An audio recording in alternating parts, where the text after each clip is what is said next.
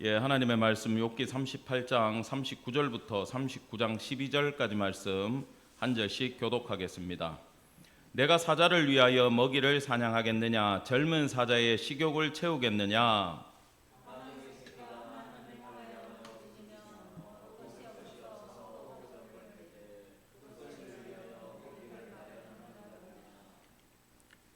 산염소가 새끼 치는 때를 내가 아느냐? 암사슴이 새끼 낳는 것을 내가 본 적이 있느냐?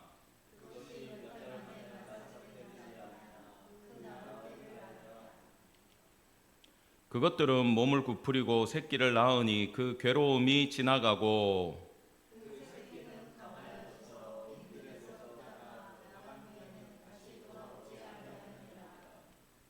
누가 들나귀를 놓아 자유롭게 하였느냐? 누가 빠른 나귀에 매인 것을 풀었느냐?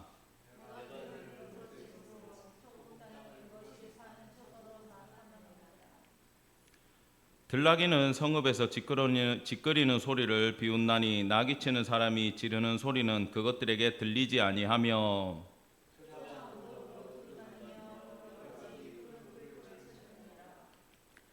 들소가 어찌 기꺼이 너를 위하여 일하겠으며 내 외양간에 머물겠느냐?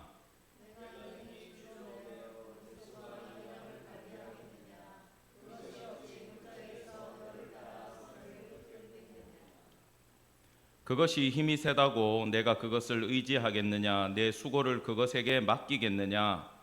그것이 내 곡식을 집으로 실어오며 내 타작마당에 곡식 모으기를 그것에게 의탁하겠느냐? 아멘. 오늘 욥기 39장 말씀은 10가지 동물들의 증거라는 제목으로 전하도록 하겠습니다. 욥은요, 계속해서 한 이야기의 주제가 이겁니다. 하나님, 저에게 도대체 왜 이러십니까? 라고 계속 고난 가운데 부르짖고 왔습니다. 그 욥은요, 틀을 가지고 있어요. 욥은 실제로 의인이기도 합니다마는 자기 의에 대한 것이 사실은 확고했습니다. 자기 생각이 절대 친구들 앞에도 자기 생각을 굽히지는 않았어요. 그러나 욥조차도 우리가 알아야 되는 것은 인과응보 법칙의 틀이라는 거 안에 매여 있었어요. 그 매여 있는 욥에게 하나님이 주시는 말씀이 지난주에는 자연이었고 오늘은 동물들이다라는 겁니다. 계속해서 지금 3주째 이야기하고 있지만 종과 아들을 대하는 것은 주인이 다르다라고 얘기를 했어요. 종은 프리합니다. 사꾼들은요, 월급 받는 만큼 일하면 되고 일과 후에는 나가서 놀면 돼요. 근데 상속자는 퇴근이 없다 그랬어요. 종들 다 떠나고 난 뒤에 하나님의 나라의 상속자도 마찬가지입니다. 하나님의 자녀로서 알아야 되는 책임과 의무와 이 어려움을 하나님이 주시는데 그것이 욥에게는 찾아오는 고난으로 보였다라는 거예요. 여러분 혹시 들어보셨는지 모르겠지만 욥의 고난과 예수 그리스도의 고난을 같이 이야기하는 말씀들이 많이 있어요. 그것에 대해서도 오늘 살펴보도록 하겠습니다. 우리가 지난주에 다 보지 못한 뒷부분 후반부에는 땅과 하늘, 음부 등 우주 전체 영역이 하나님의 통치 아래에 있다고 말씀을 하셨어요. 근데 우리는 시간 관계상 못 봤습니다만 내가 눈 곳간에 들어갔었느냐, 우박 창고를 보았느냐, 내가 환난 때와 교정과 전쟁의 날을 위하여 이것을 남겨두었노라. 이게 무슨 얘기냐 하면 시적 표현이에요. 눈 곳간, 우박 창고 전부 다 뭡니까? 구름을 얘기하는 겁니다. 하나님이 구름을 가지고도 이게 일반적인 법칙 아래에서 흘러가는 것 같지만 하나님이 실제로 그것을 운행하고 계신다라는 거예요. 그래서 오늘 지난주부터 쭉 이어지는 본문의 핵심은 자연은 우리가 생각하는 자연이 아니다라는 거예요. 여러분 여호수아 10장에서 우리가 예전에 다 공부를 했습니다마는 주일날 연합군 숫자가 너무 많으니까 하나님이 여호수아의 기도를 들으시고 태양을 아얄론 골짜기에 딱 멈춘 다음에 뭘 했어요? 공격을 어떻게 했어요? 우박을 쏴가지고 적군을 다 죽였어요. 여호수아 칼에 죽은 자들보다 하나님이 내린 우박에 죽은 자가 많았다 그랬어요. 여호와의 대적에 대해서 하나님은 언제든지 구름으로 우박을 만들어서 때리실 수가 있는 분이라는 거죠. 이게 누구의 주권 아래에 있다? 하나님의 주권 아래에 있다는 거예요. 예수님이 오셔서도 예수님은 분명히 육신을 입고 오셨지만 기적을 웬만하면 자기를 위해서는 한 번도 안 쓰셨는데 하나님의 아들됨, 하나님의 뜻 아래서는 풍랑을 잔잔케 하시는 예수님 들으셨죠, 그죠? 우리가 마가복음 공부하면서도 금요일 날 나왔잖아요. 베드로 막 물에 빠지고 할 때 왜 그랬습니까? 창조주가 자연을 다스리고 예수는 하나님이고 하나님의 아들이다라는 걸 전하기 위해서 자연을 통제를 하셨어요. 평상시에는 안 하세요. 이게 뭡니까? 전부 다 하나님의 주권 아래에 있다라는 겁니다. 그러고 나가지고 이제 이 이야기가 다 끝이 난 다음에 39절부터는 동물들을 등장을 시켜요. 하나님이 등장해가지고 계속 딴 데로 새고 있는 것 같습니다. 고난의 원인에 대해서 욥이 잘했는지 잘못했는지 이거에 대해서 따져주고 싶으면 우리는 그 생각이 있잖아요. 하나님 나타나셨으면 욥아 그동안 수고 많았다. 이제 고난이 끝이다. 내가 너를 축복하겠다. 네가 옳다. 이 답을 기다리고 있는데 계속 이제 자연 천체 이야기하다가 오늘 뭐 얘기한다고요? 동물들 얘기하여 우리가 봤듯이 자 이거를 쭉 살펴보겠습니다. 내가 사자를 위하여 먹이를 사냥하겠느냐? 젊은 사자의 식욕을 채우겠느냐? 자 사자도 누구 아래 있다고요? 하나님의 통제 아래 있다는 거예요. 다니엘이 이걸 경험을 했습니까? 안 했습니까? 예, 다리오 왕 때 다니엘 6장에 그 금식기도 한 장면은 9장에 나와요. 그러니까 6장과 9장이 연결되어 있어요. 재밌죠? 왜 왕이 사인한 걸 알고도 집에 가서 붙잡힐 줄 알고 기도를 했느냐? 그게 우리가 내일 공부할 다니엘 9장에 다니엘이 왜 기도했는지가 나와요.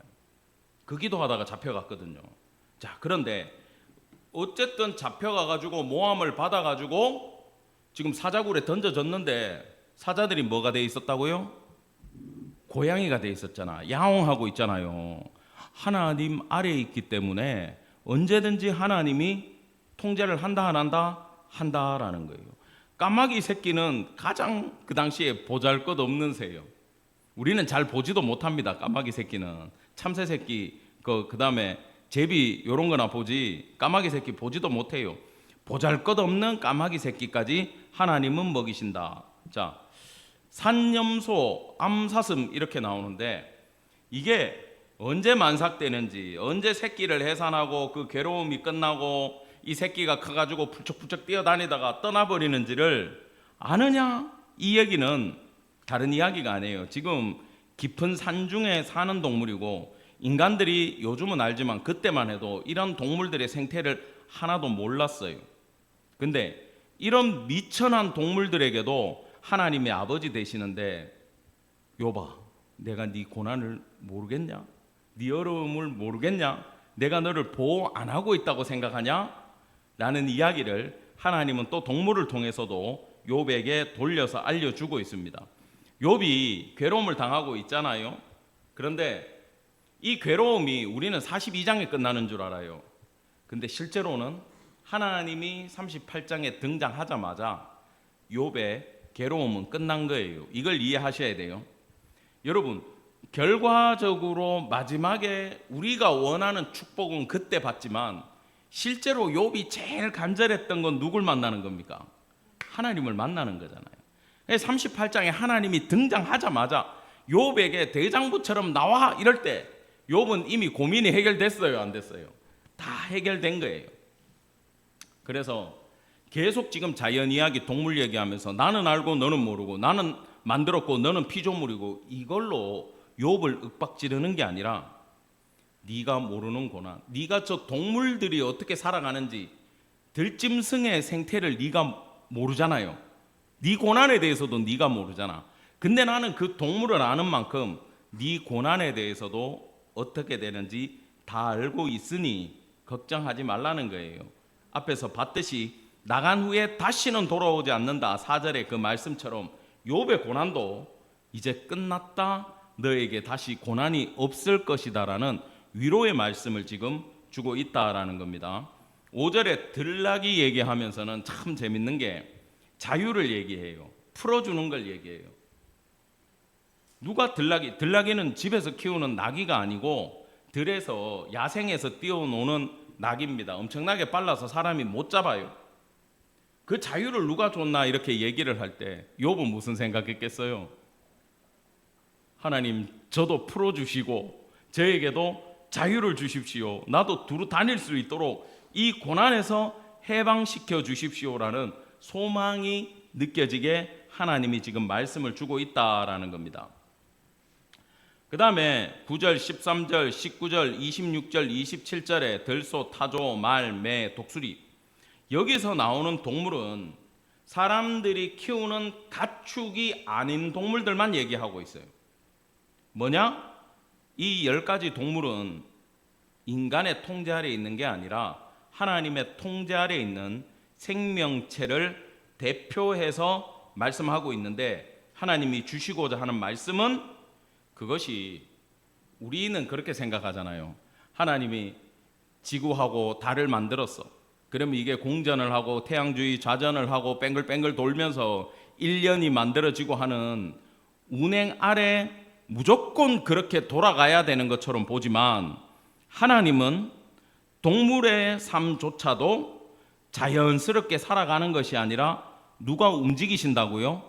예, 피조물의 운행 가운데 친히 들어와서 항상 개입하고 계시다라는 걸 말씀하시고 싶은 거예요. 그것이 이사야 55장에 나옵니다. 자, 8절부터 11절까지 한 목소리로 읽겠습니다. 시작. 이는 내 생각이 너희 생각과 다르며 내 길은 너희의 길과 다름이니라. 여호와의 말씀이니라. 이는 비와 눈이 하늘에서부터 내려서 그리로 되돌아가지 아니하고 땅을 적시며 소출이 나게 하며 싹이 나게 하여 파종하는 자에게는 종자를 주며 먹는 자에게는 양식을 줌과 같이 내 입에서 나가는 말도 이와 같이 헛되이 내게로 돌아오지 아니하고 나의 기뻐하는 뜻을 이루며 내가 보낸 일을 일에 형통함이라. 아멘.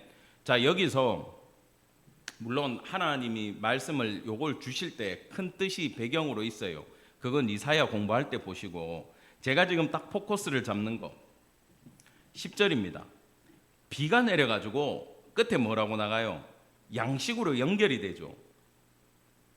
하나님이 비를 내리는데 결국 그게 돌고 돌아가지고 우리가 말하면 벼 이삭이 나고 그걸 추수해가지고 우리가 양식으로 먹게 된다라는 거지.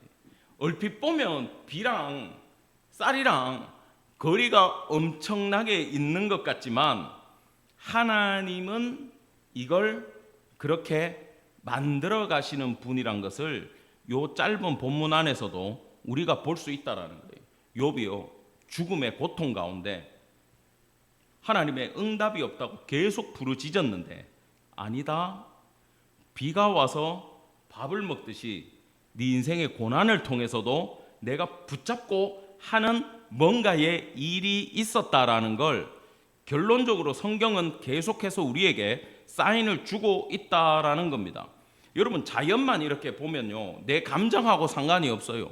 우리는 지금 좀 밖에 해가 쨍쨍 나고 환하고, 오늘은 좀 그래도 해가 났습니다만 어제는 흐렸잖아요. 이게 완전 제 기분하고 반대로 가요. 어제는 내가 기분이 안 좋았어. 근데 날씨가 막 엄청 맑아. 예를 들면 오늘은 기분이 좋아가지고 또 막 해가 났으면 좋겠어. 근데 비가 와. 내 기분이랑 자연이 같이 가던가요? 안 가죠. 근데 자연 스스로도요, 자기의 호불호하고는 관계없이 하나님은 그걸 하나님의 뜻대로 끌고 간다라는 것이 우리의 상황과 관계없이 하나님의 마음대로 끌고 가심이 어디 있다? 자연을 통해서 그대로 비추어진다라는 겁니다. 엘리후는요, 자연을 설명하면서 어떤 논리로 얘기했냐면 법칙과 인과로 설명했어요. 그래서 하나님의 원리 안에서 너는 이런 고난을 겪으니까 이런 죄를 지었을 거야 라고 친구들과 전부 다 동일하게 인과 법칙으로 봐버렸어요. 근데 하나님은 인과 법칙도 있지만 그것뿐만 아니라 주권적으로 욥의 인생을 끌고 가고 있었다라는 거예요. 그래서 10가지 동물은 가축, 인간의 손 안에 놓여 있는 게 아니라 창조의 가치 안에서 마음껏 자기 자신을 뽐내고 살아가고, 이런 자연에 있는 동물들도 하나님의 주권 아래서 하나님이 움직이신다라는 이야기를 오늘 해주고 있는 겁니다. 자, 이사야 11장에 보면요, 더 놀라운 얘기가 있어요. 여기 보면 우리가 아는 본문인데, 이새의 줄기에서 한 싹이 나며, 예수님 얘기예요. 근데 예수님의 나라가 만들어질 때는, 완성이 될 때는, 하나님의 나라가 완성이 될 때는 이리가 어린 양과 표범이 어린 염소 새끼하고 송아지하고 사자하고 어린아이가 어쩌고 저쩌고, 아이가 독사 구멍에 손을 넣어도 괜찮고 해됨도 없고 상함도 없을 것이다. 이게 무슨 자연의 법칙인가요? 지금의 법칙은 어떻습니까? 뱀 구멍에 손 넣으면 어떻게 돼요? 물려서 죽어요. 하나님이 근데 완성되는 예수의 나라가 완성이 돼버리면 너도 괜찮대요. 누가 그래 만든다는 거예요? 하나님이 그렇게 끌고 가시는 얘기를 하는 거예요. 지금 이 이야기를 왜 맹수들, 인간이 다룰 수 없는 이 짐승들을 이야기하면서 욥한테 이 이야기를 왜 해주냐라는 거예요. 왜? 도대체 이게 궁금하잖아. 천체 이야기하고 동물 얘기가 왜 나오냐고요. 하나님은 하나님 나라를 완성시켜갈 자연도 얘기했고 동물도 얘기하고 있어요. 이게 완성이 될 거래요. 근데 이걸 완성해가는 과정에서 하나님은 욥에게 해주고 싶은 말씀이 있어요. 자, 창세기 1장입니다. 하나님이 자기 형상 곧 하나님의 형상대로 사람을 창조하시되 남자와 여자를 창조하시고, 하나님이 그들에게 복을 주시며 하나님이 그들에게 이르시되 생육하고 번성하여 땅에 충만하라. 땅을 정복하라. 바다의 물고기와 하늘의 새와 땅에 움직이는 모든 생물을 다스리라 하시니라. 아멘. 이게 무슨 얘기냐 하면, 인간을 창조하시고 인간에게 뭘 맡기셨다? 지금 땅에 있는 모든 생물을 다스리라고 누구에게 맡겼다? 인간에게 맡겼다. 그럼 이 안에 누구도 있어요? 욥도 있고, 저와 여러분도 이 책임에서 벗어날 수 있습니까? 없습니까? 못 벗어나요. 욥에게도 이 책임이 있다라는 거예요. 하나님이 처음부터 딱 폭풍 가운데 나타나가지고 야, 대장부처럼 허리 묶고 나와라고 얘기했을 때, 이게 아들한테 얘기해주는 상속자에 대한 이야기고, 대장부가 뭐다? 하나님 나라의 동반자이기 때문에 이 모든 프리젠테이션을 하나님이 해주는 거라고 얘기를 했어요. 근데 이 동반자의 다른 뜻이 뭐냐 하면, 따라합시다. 청지기. 욥은 청지기로 부름받은 이 땅에 대한 책임을 가지고 있는 하나님의 대리자인 거예요. 그렇기 때문에 욥이 계속 관심이 어디 있습니까? 인과법칙 안에만 있잖아요. 내가 왜 고난당하는지, 내가 안 아팠으면 좋겠고, 내가 고통을 면하면 좋겠고, 오직 지금 그것만 바라보고 있지, 하나님이 내 인생을 붙잡고 있고 하나님이 이 고난을 허락했기 때문에 내가 겪고 있고가 처음에 생각은 했습니다만, 옆에서 자꾸 인과법칙만 얘기하니까 그 안에 빠져들어갔던 거예요. 근데 욥에게는 하나님의 나라 전체를 바라볼 책임이 있다 없다? 있었다라는 거예요. 여러분, 예수 믿는 사람이 책임이 없을 것 같죠? 있어요. 금방 예수 믿고 나면요, 하나님이 뭘 안 맡겨요. 초신자들한테는 그냥 교회만 나와줘도 이뻐. 근데요, 하나님은 예수 그리스도로 우리의 생명을 구원했잖아요. 그러면 우리는 뭘 받았습니까? 구원을 받았죠. 피를 받았어요. 생명을 받았어요. 이거 다른 거 하고 바꿀 수 있나요? 못 바꾸죠. 그럼 우리는 상상할 수 없는 빛이 있는 거예요. 빚쟁이들이기 때문에 하나님이 너 이것 좀 해줄래? 너 이것 좀 알아봐야 되지 않겠냐라고 얘기할 때 피할 수 있습니까? 못 피합니까? 못 피해요. 하나님이 시대와 성도 각 개인과 가정과 교회에 맡겨놓은 도전과 고난의 짐에 대해서는 면제받을 수 있는 인간은 아무것도 없다라는 겁니다. 하나님이 자연과 동물들에 대해 가지고 내 책임을 다하고 있다. 까마귀 새끼 먹이고 있다. 나는 들소 내가 키우고 있다. 독수리 내가 키우고 있다. 너는 뭐 할래? 라고 얘기하고 우리에게 그걸 깨닫게끔 하는 고난을 주실 때 피할 길이 없다라는 거예요. 그래서 성도는 욥도 마찬가지고 어떤 고난과 하나님이 어려움을 우리한테 주더라도 나에게 사명이 있음을 기억하고 버티는 성도 되기를 간절히 원합니다. 예, 그러면서 딱 누가 생각나냐? 예수님이 생각나는 거예요. 여러분, 이것 때문에 빼도 박도 못하는 거예요, 우리는. 자, 히브리서 5장 7절부터 예수님이 육체에 계실 때, 인간으로 오셨을 때 고난으로 순종함을 배워서 순종하는 모든 자에게 구원의 근원이 되고 대제사장이 되셨다, 이 대선포가 있어요. 이건 이런 뜻이에요. 예수님이 이 땅에 와가지고 제한됐잖아요. 육신으로 왔어요. 뭔가 멋지게 왔으면 괜찮았는데 그냥 말구유에서 태어나고 가난한 목수의 집에서 태어나고 온갖 좋지 않은 거 다 가지고 태어나가지고 33년간 억울한 삶을 살다가 갔다는 게 아니라 하나님이 그 자리에 그렇게 일부러 보내신 거예요. 이해가 됩니까? 요셉 마리아를 택해가지고 그 집에 딱 보냈다니까요. 요셉은 아무 이유 없이 아버지가 됐어야 돼요. 그리고 또 일찍 죽어.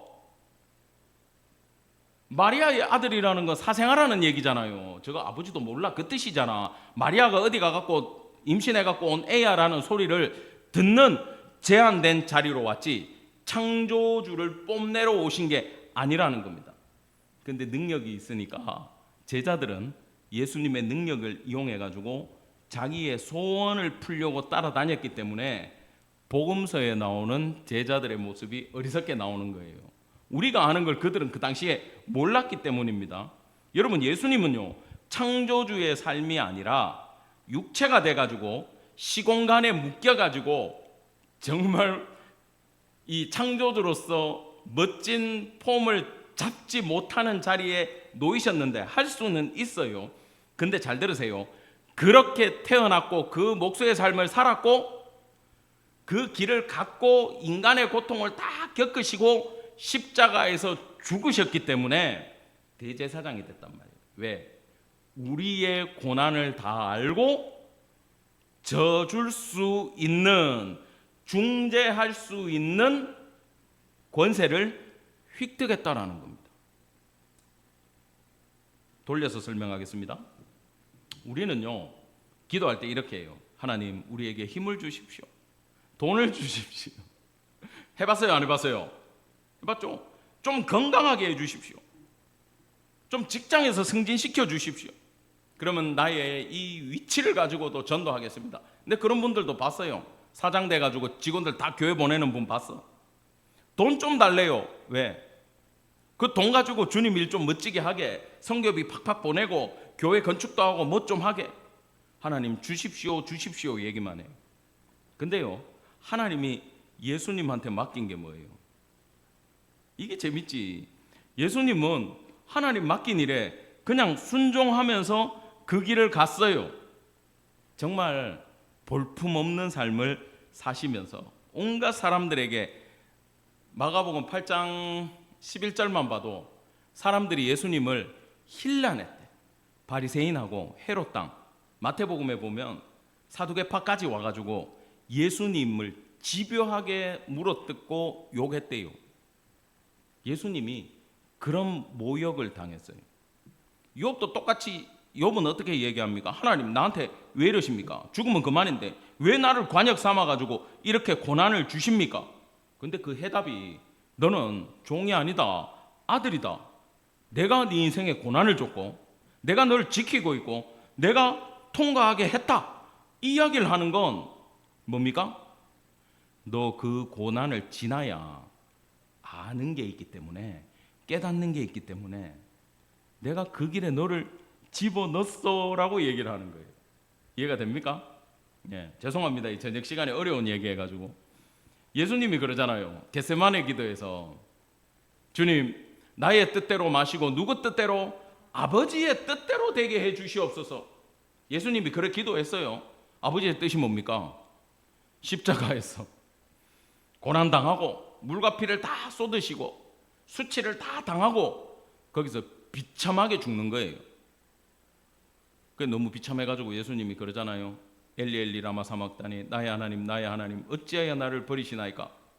물론 시편을 통해서 보면은 뒤에 그럼에도 날 구원해 주실 걸 믿습니다라는 뜻이지만 이 이야기가 입술에 나올 때까지 왜 나를 버리십니까? 라는 고통을 겪게끔 하는 게 누구의 일이었다? 하나님의 일이고 하나님의 뜻이었다는 그 십자가를 겪어야만, 부활을 해야만 대제사장이 돼가지고 우리의 죄를 중재해 줄 수 있기 때문에 그 길을 집어넣은 거랑, 욥이 그 고난을 겪어야 알 수 있는 게 있기 때문에 하나님은 욥의 비명과 아우성 가운데도 야, 내가 함께 있어, 내가 너 집어넣었어, 천체를 봐, 동물들을 봐, 내가 만든 너의 삶, 그걸 내가 움직이고 있고 그 가운데도 너 보호하고 있고 지금 끌고 가고 있어, 동물들 봐. 그 얘기를 오늘 이렇게 어렵게 우리에게 해주고 있다라는 겁니다. 결론입니다. 여러분, 우리의 삶도요, 예수님의 삶하고는 비교할 수 없지만, 욥의 삶과도 비교할 수 없지만 우리가 원치 않는 삶으로 하나님은 끌고 가시는 줄 기억하시기 바랍니다. 실제로 그래요. 그러나 그것을 감수해야 되는 이유는 누가 끌고 가기 때문에? 하나님이 끌고 가기 때문에 반드시 가야 돼요. 이걸 통해서만, 여기 내가 빨간 글자로 이렇게 적어놨는데, 내가 변화되고 성장되고 하나님의 뜻을 이루고 놀라운 운행 통해 가지고 다음 세대 아닌 몇백 년 후의 일을 우리가 겪는 고난으로도 하나님은 만들어갈 수 있기 때문에 이 주어진 길을 가야 된다라는 게 오늘 주제인데, 마지막에 제가 여러분들 잘 아는 토마스 목사님 얘기만 하고 마칠게요. 영국 분이잖아요. 런던 선교에서 파송을 했어요. 어디로 갔냐 하면 이분이 상해로 왔어요. 처음에 중국 선교사로 왔어요. 상해 와가지고 선교를 하는데 그 와이프가 만삭이 됐는데 유산을 해버려. 그리고 와이프까지도 병 들어가지고 나중에 죽습니다. 이분이 그 상해에서 중국인들 선교를 다이렉트로 하다가 영국 선교에서 반대해가지고 선교비가 잘렸어요. 여러분, 그 인생 끌고 가는 걸 지금 보라는 거예요. 자식 죽어요. 아내 죽어요. 선교비 끊어졌어요. 할 수 있는 게 있나요, 없나요? 없어요.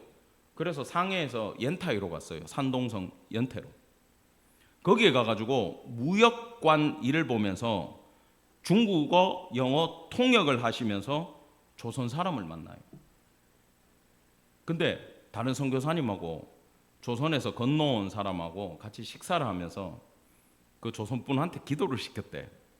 근데 그분이 기도를 하면서 이렇게 기도하신 거예요. 하나님,